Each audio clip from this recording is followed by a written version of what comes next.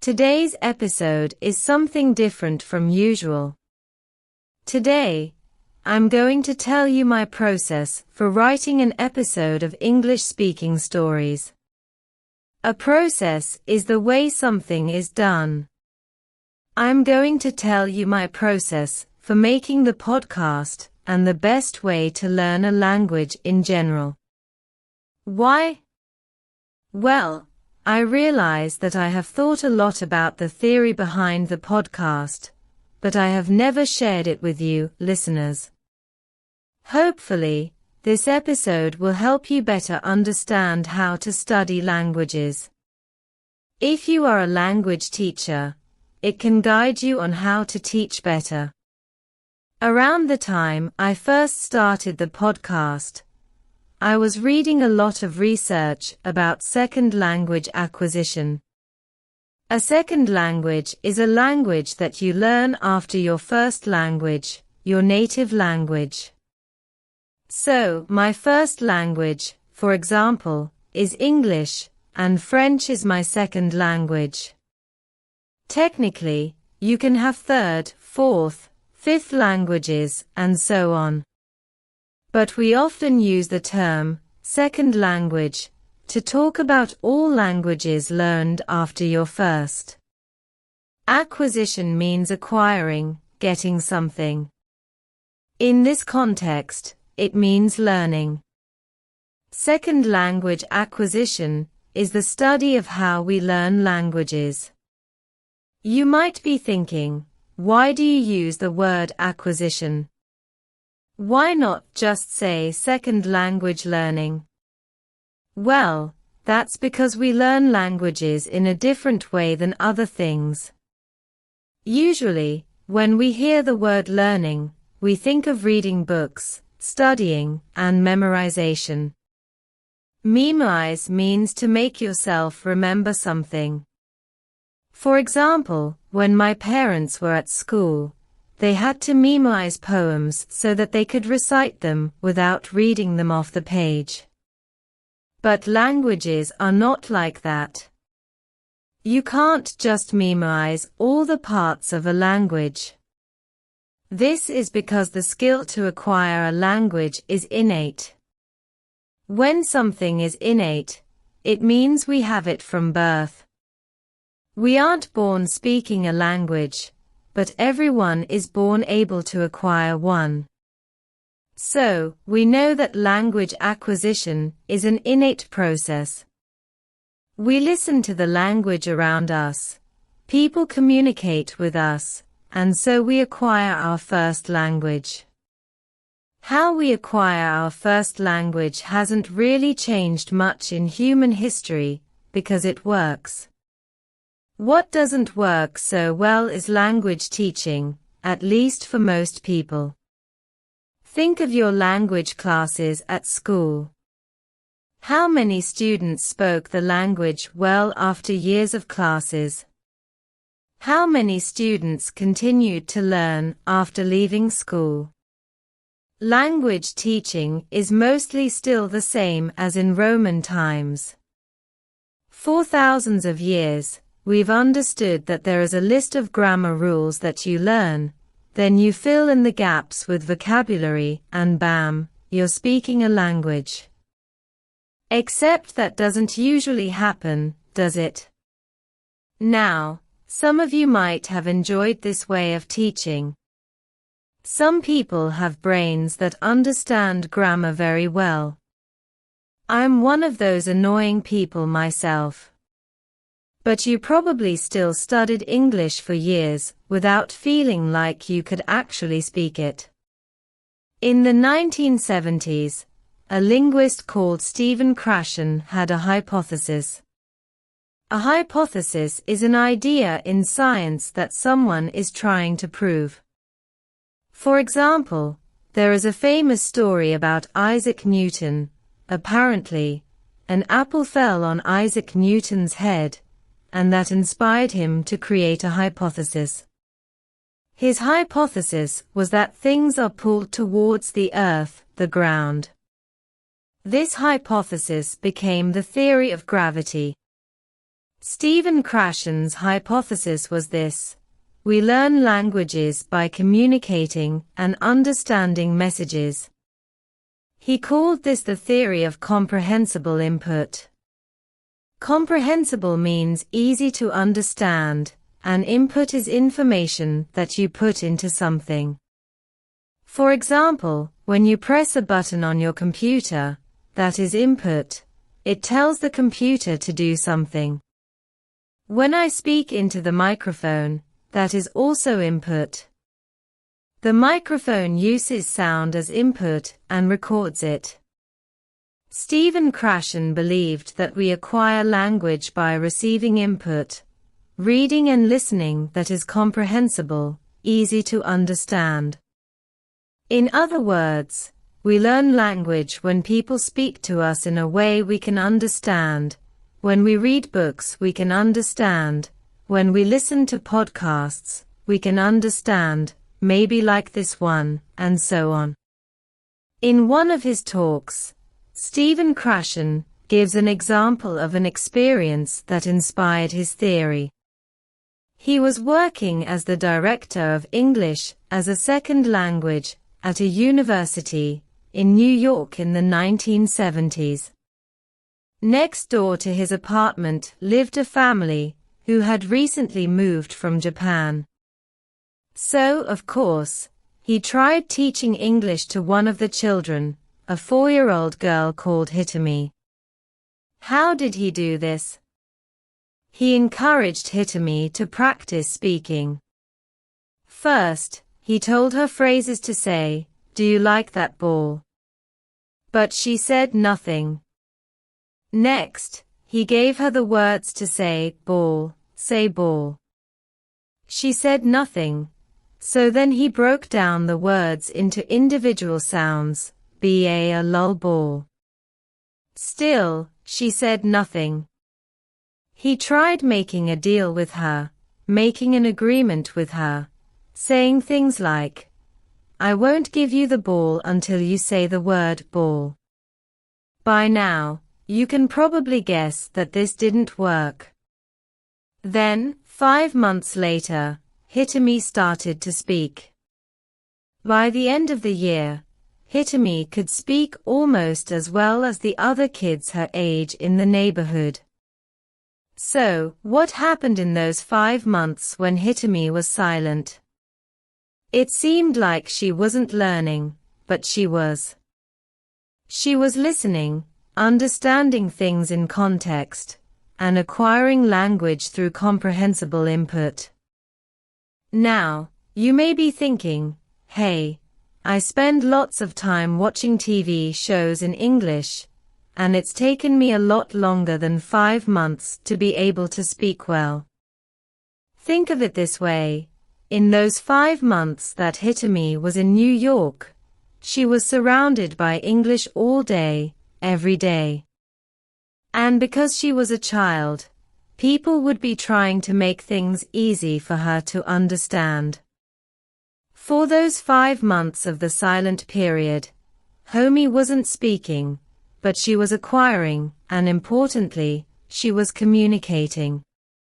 When people talked to her in English, she didn't just stand there and do nothing. She told people when she understood and when she didn't. She could answer simple questions the same way we all do as children, by making facial expressions like smiling or looking confused, and using body language.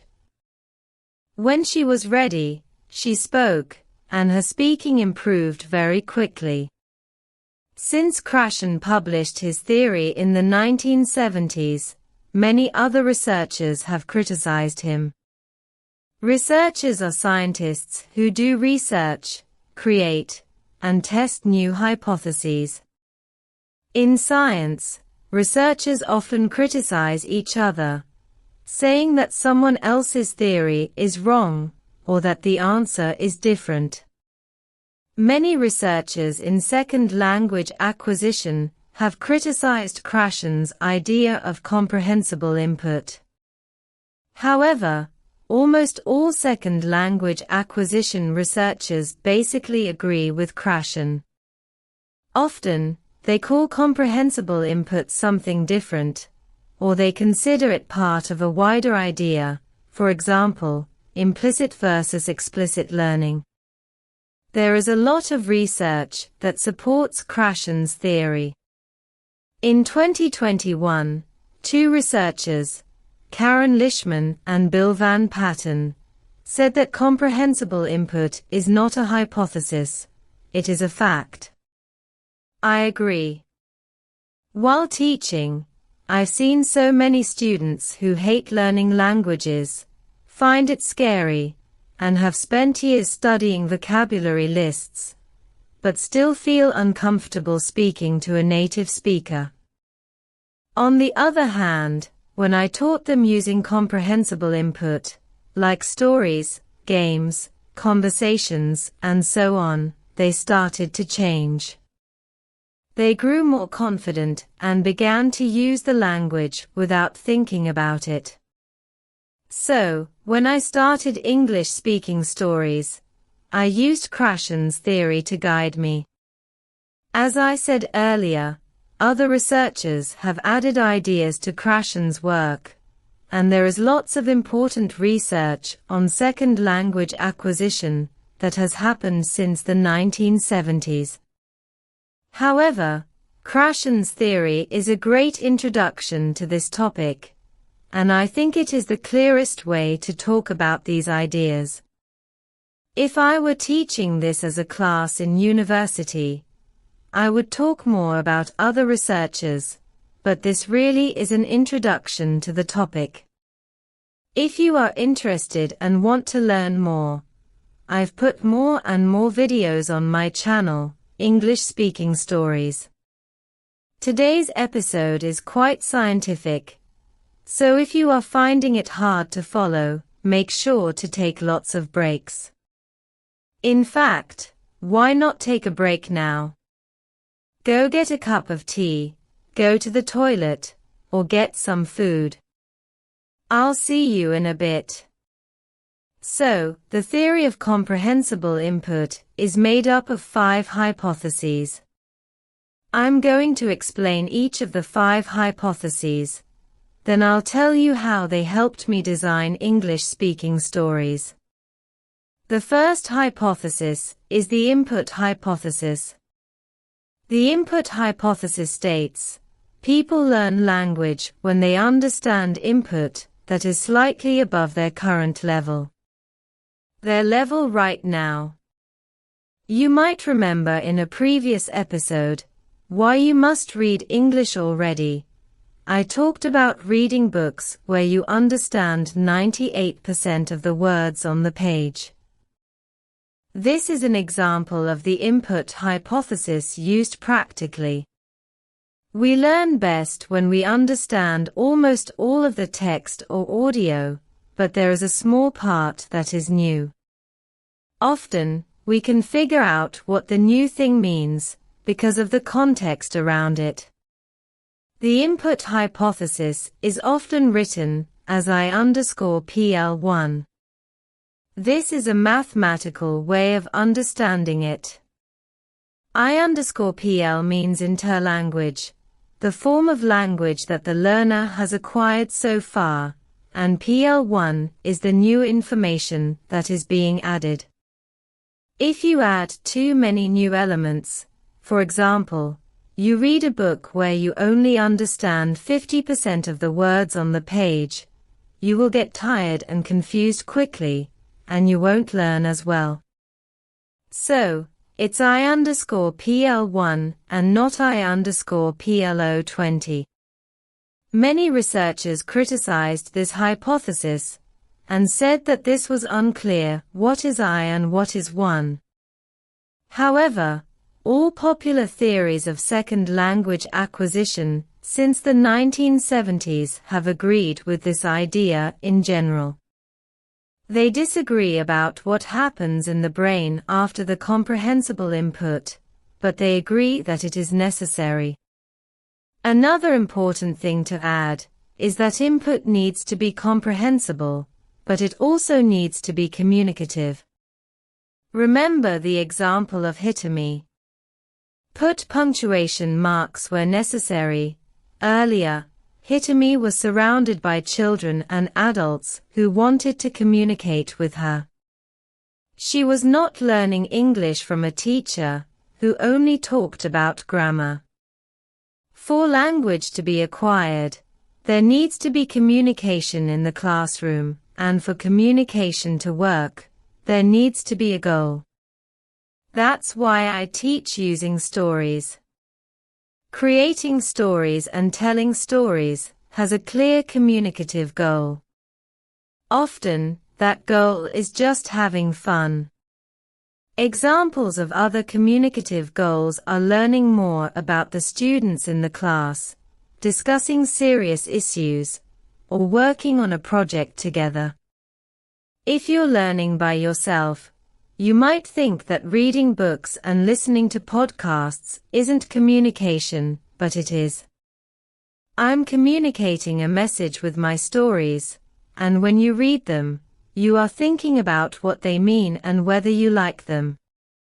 That is an important form of communication. The second hypothesis is the acquisition learning hypothesis. I talked earlier about the difference between acquisition and learning. Basically, learning is a conscious process. Conscious means you know when you are doing it, and acquisition is a subconscious process. When something is subconscious, you don't realize it's happening.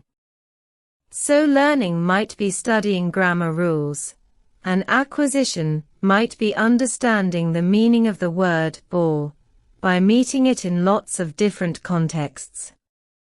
The acquisition learning hypothesis states that we only improve our language skills through acquisition. Of course, this is controversial. When something is controversial, many people argue about whether it is true or not. Why is it controversial to say that we only improve our language skills through acquisition? Well, it depends on what you think language is. Is language a list of grammar rules and vocabulary like you see in textbooks? That is the traditional way of understanding language. And if you think language is just a list of rules, then it is better to teach the rules even when you are using comprehensible input as well. But there is plenty of research that shows that language is a lot more abstract than this. When something is abstract, it means that it is not simple and clear. For example, abstract paintings can be very beautiful, but when you look at an abstract painting, it is usually very hard to tell what it is. Is that a person, a field, a cow, or just a bunch of colors? It's too abstract to understand.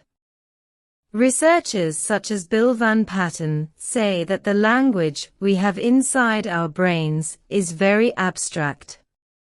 It's quite difficult to test abstract knowledge scientifically, but it is possible. I won't get into the details because it's quite complicated, but there are ways to test for subconscious knowledge of a language.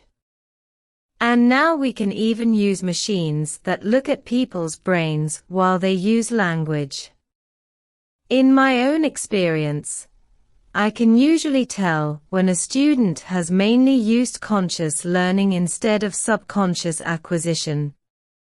In the past, I have had students who learned through an app like Duolingo, which mainly uses conscious learning. Often, they didn't really listen to what I said and understood very little. Then, when they wanted to speak, they looked in the air, said and spent a long time trying to find the right word.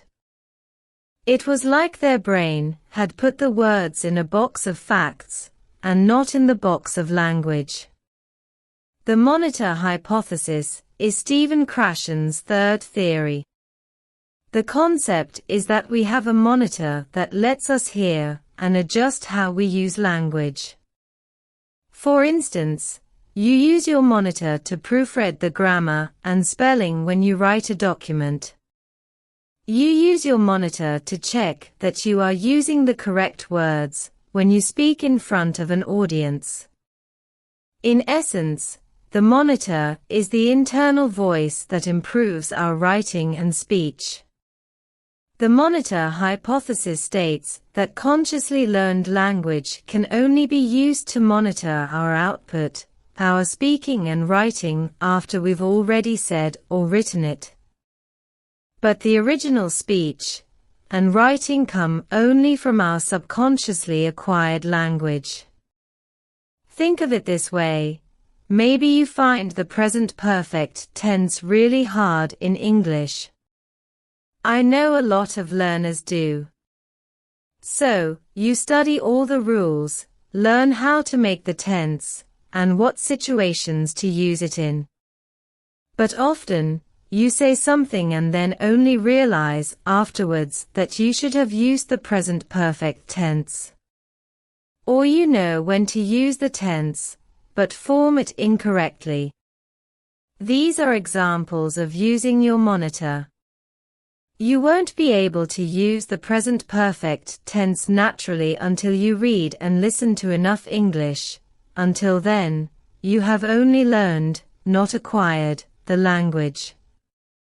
Many people find it difficult to understand this concept. In other words, you shouldn't go study the rules if there's one area of grammar that you find particularly challenging. Rather, you ought to continue reading and listening to content that is appropriate for you, the I+1 level. And after that, you'll get it without realizing it. When you learn a language in the classroom, there's a lot of focus on speaking and writing correctly. So, you learn to have your monitor on all the time. For some students, this creates big problems. They find that they can never relax in a conversation. They're always worried about making mistakes, and so they have less energy to understand the person they're speaking to. So, if you can, please switch off your monitor, find people who don't correct your grammar, and who make you feel confident while speaking. Stephen Krashen's fourth hypothesis is the natural order hypothesis. The natural order hypothesis states that all learners acquire certain things in a specific order. Interestingly, the natural order of grammar acquisition is quite different from what people expect. The grammar that we often think is simple is sometimes acquired much later than other grammar points. For example, in English, we add an S to the end of verbs in the third person singular of the present tense. For example, we say I walk, but he walks. This is quite a strange rule, because verbs don't change like this otherwise in English. And research shows that, in first language acquisition and second language acquisition, this grammar point is acquired very late on. However, most teachers of English think this is a simple rule, so they spend lots of time teaching it and correcting students' mistakes at an early level. This wastes time and makes students feel bad for not understanding something simple, when actually it's one of the last things native speakers acquire as well. If you think of language as a list of rules, then it makes sense to teach this way. But if you believe that language is abstract, then this doesn't make sense.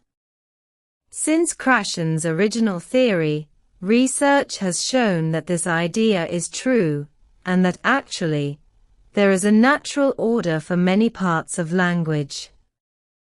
This is sometimes called ordered development. The order can change a bit depending on your native language, but it mostly stays the same. Finally, Stephen Krashen's fifth hypothesis is the effective filter hypothesis. Effective with an A means related to feelings or emotions. A filter is something that you use to keep some things out, but take some things in. For example, you might use an air filter to keep some things in the air, like oxygen. Oxygen is very important for us to live, but to take out things like dead skin and pollen, which make the quality of the air worse. The effective filter hypothesis states that when a learner has negative emotions, bad feelings like anxiety, nervousness, or boredom, the negative emotions create a filter, which makes acquiring language harder. If you're having fun while learning English and you feel relaxed, you're going to understand a lot more of the language. But if you're bored, hungry, or scared that you'll say something wrong, you'll understand less language. Those negative emotions create a filter that stops the language from coming in. Therefore, it is very important for language classes and language resources to create positive feelings. Correcting students for making mistakes, in my experience, mainly creates negative emotions. And over time, students can build up a strong effective filter. I've had students who are so nervous that as soon as they don't understand one word, they panic.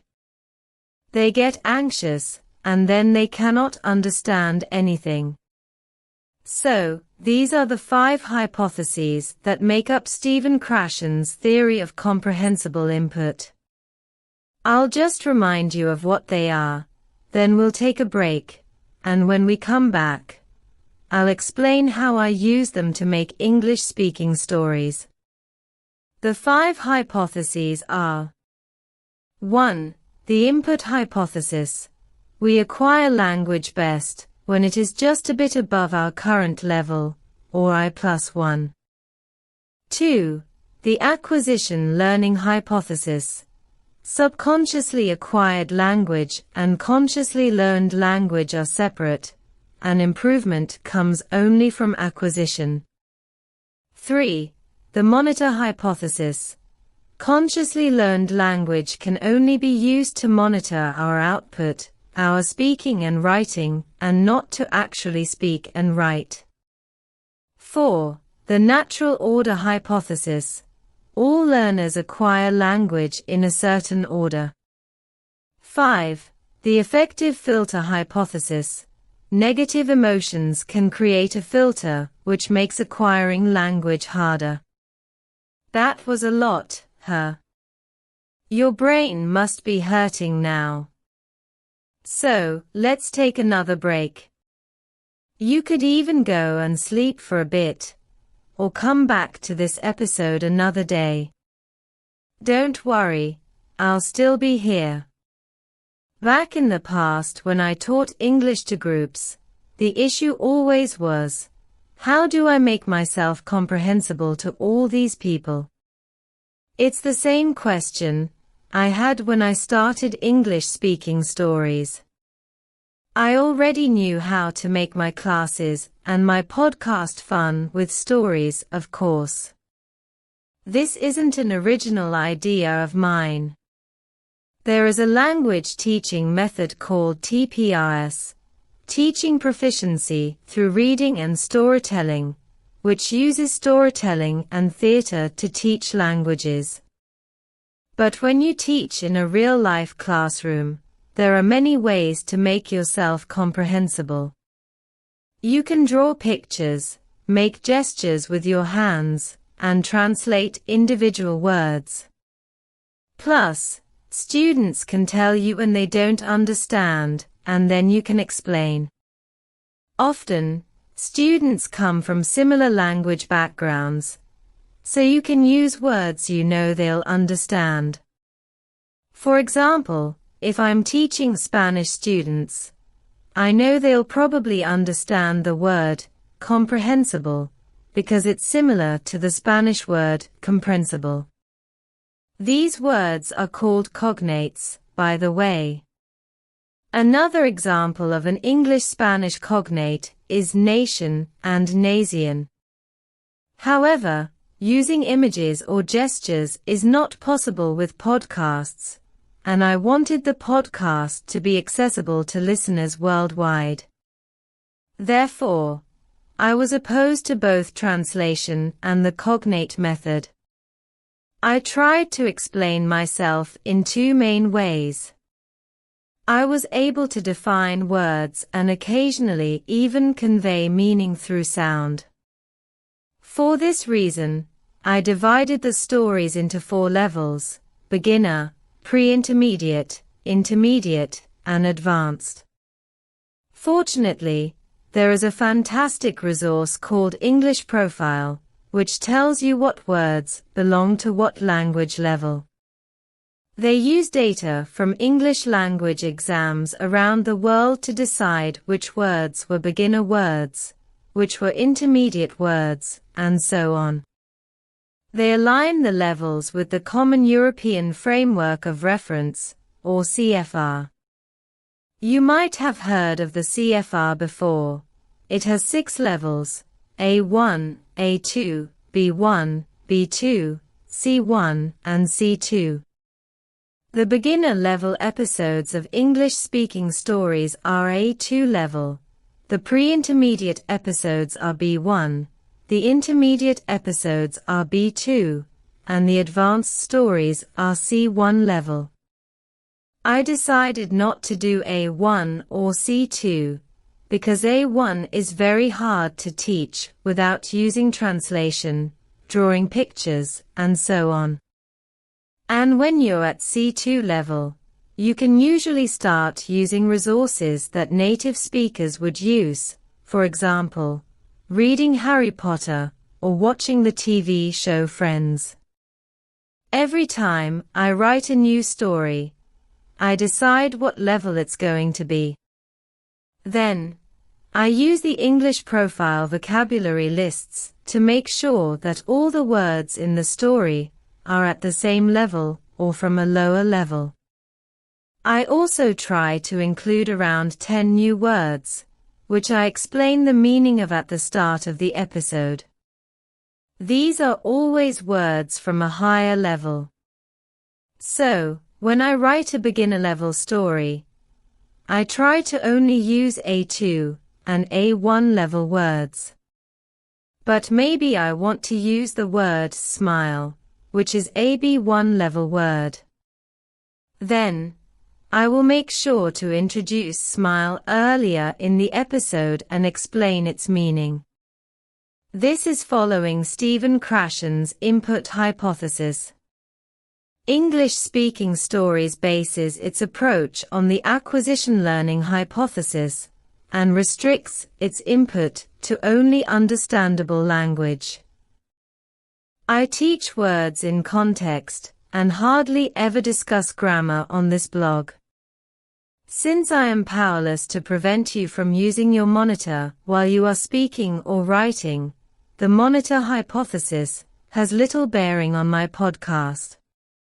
However, my hope is that you will eventually become more relaxed and use your monitor less as a result of the easily understood stories. In a similar vein, I strive to make the stories as enjoyable as possible to avoid creating an effective filter during your English language learning. Alternatively, if you're already quite anxious when speaking English, my laid-back approach will help. Many listeners have told me that they listen to the podcast before bed, or that they tell the stories to their children. This is fantastic. You're having so much fun you've forgotten that you're supposed to be learning. Lastly, I don't care about grammar levels because I adhere to the natural order hypothesis. Rather, I aim to simplify the grammar of the lower level stories. I accomplish this by referring to things more directly and using shorter sentences. I'll give you an illustration. I could write, George took off his hat and sat down at the table, in an advanced story. He was hungry, so it was fortunate that there was a ton of delicious food there. I would say, George took off his hat and sat down at the table, in a story for a beginner. The table was piled high with delectable food. George was hungry, so that was fortunate. Observe that I used on the table rather than there and George rather than he. Because this is simpler, it takes our brains less time to comprehend. Your brain processes language more quickly, and you become more at ease speaking it as you receive more intelligible input. Because of this, at higher levels, you are able to understand far more complex sentences. Traditional language teaching doesn't understand grammar in this way. Instead, teachers say that there are beginner-level grammar points and advanced grammar points. The passive construction is a grammar point that is usually considered advanced. An example of the passive construction is saying, the office was built, instead of they built the office. If you believe that language is abstract, then this doesn't make sense. And this idea of grammar levels is terrible for communication and telling stories. For example, some language teachers only teach the present tense for the first year of classes, because they think the past tense is more advanced than the present tense. So for a whole year, you can only talk about things happening right now. You can't talk about anything that happened in the past.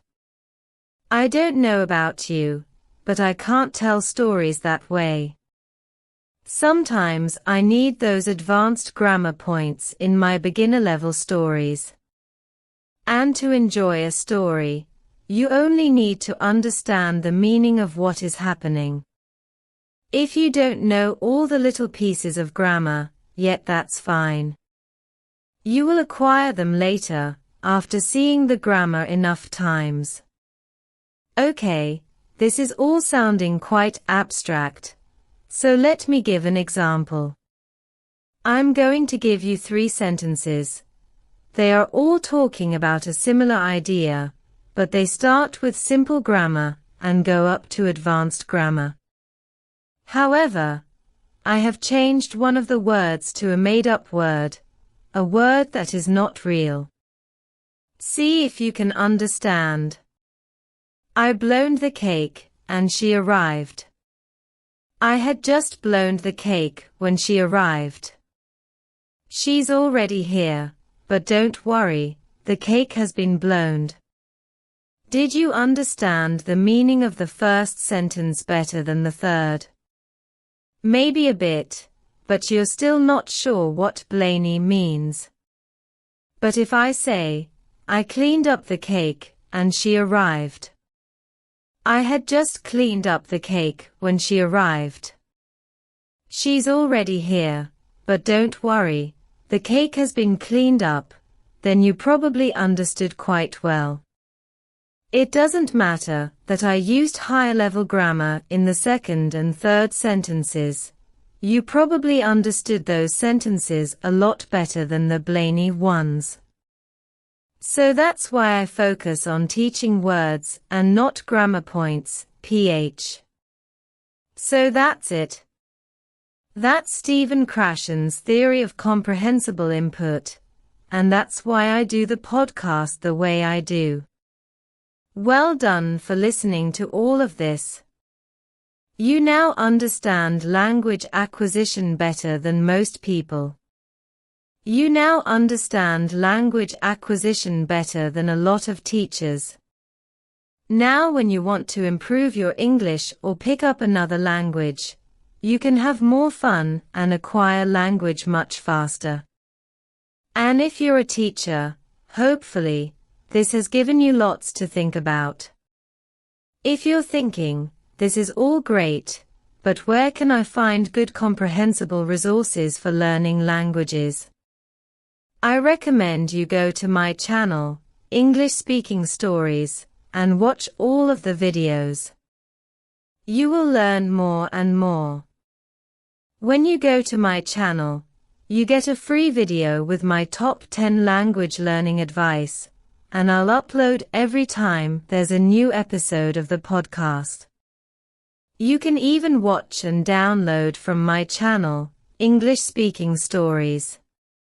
Really, I don't mind. Of course, it's also possible that you're thinking, but, Jam, I love studying grammar, and that's acceptable. As long as you're still getting better, pursue the things that you enjoy and can stick with for a long time. It is all that is important. Conversely, if this episode has piqued your curiosity, as curiosity always leads to intense interest in a novel subject, I suggest listening to my previously uploaded episode, Why You Must Read English, where I go into further detail about the research that has been done on language acquisition and reading, if this one has piqued your interest in second language acquisition theory. Why You Must Read is available for listening at English Speaking Stories. Some stories are included. I'm excited to share the upcoming episode titled, How to Teach a Language, where I'll provide valuable tips for those interested in teaching a language to a friend or partner. Drawing from my experience, I've been guiding my girlfriend in learning Esperanto, and I'll delve into our journey with insightful tips in the upcoming episode. Thank you for tuning in, and I look forward to connecting with you again tomorrow. Hi friends. Thank you for subscribe, watching and likes. I need comment on the English Speaking Stories channels of all friends.